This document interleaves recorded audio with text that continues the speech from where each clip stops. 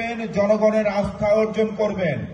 যারা জনগণের আস্থা অর্জনের পরিবর্তে যারা জনগণের শান্তি শৃঙ্খলায় বিঘ্ন সৃষ্টি করবে, আমরা জাতীয়তাবাদী যুবদল আমাদের নেতা তারেক রহমানের নির্দেশে তার বিরুদ্ধে আমরা কঠোর ব্যবস্থা গ্রহণ করব।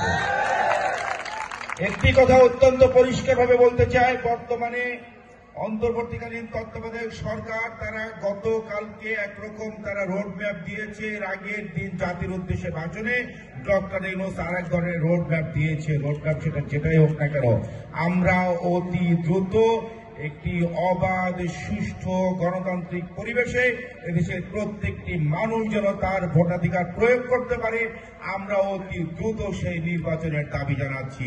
কোনোভাবে দেরি নয়, বিলম্ব নয়।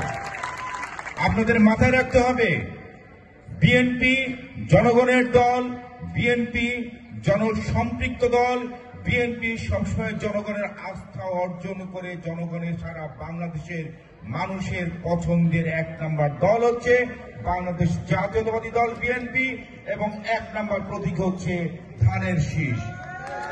আপনারা সবাই আজকে থেকে এই কর্মী সভার আগে থেকেও আপনারা অনেকে করেছেন জানি, আমি যুবদলের প্রতিটি পর্যায়ে একদম তৃণমূল থেকে ইউনিট থেকে ওয়ার্ড থেকে থানা পর্যায়ের নেতা কর্মীদেরকে আমি নির্দেশ দিয়ে যাচ্ছি, আমাদের তারেক রহমানের নির্দেশনা আপনাদেরকে পৌঁছে দিচ্ছি।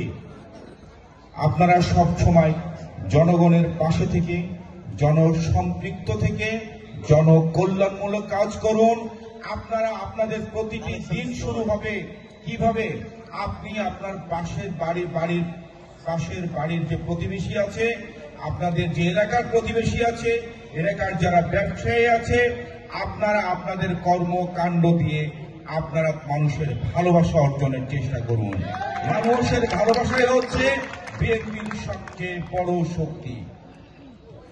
আমাদের নেতা জনাব তারেক রহমান গতকালকে উনি একটি ভাষণে অত্যন্ত পরিষ্কারভাবে বলে দিয়েছেন, যারা বাংলাদেশের জাতীয়তাবাদীর আদর্শের সৈনিক, যারা শহীদ প্রেসিডেন্ট জিয়াউর রহমানের আদর্শের সৈনিক, যারা দেশনেত্রী বেগম খালেদা জিয়ার সৈনিক, এবং যারা আমাদের নেতা তারেক রহমানের কর্মী, আপনারা সবাই এক একজন আপনার নিজ নিজ অঞ্চলে আপনারা এক একজন বিএনপির প্রতিনিধি, আপনারা এক একজন বিএনপির দূত হিসাবে কাজ করবেন।